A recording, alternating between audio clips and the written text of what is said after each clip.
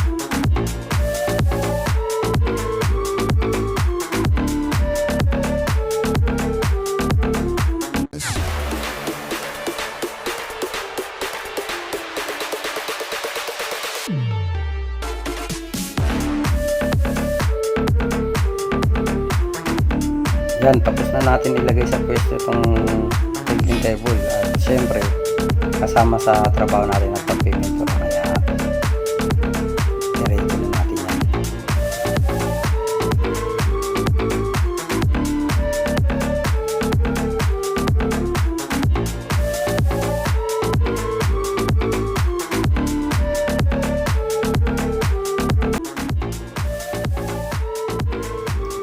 So ayan, makakayos. Bali, tapos na natin yung pinturahan, kaya ready to use na yan. Siyempre may LSD yan dahil tayo gumawa niya.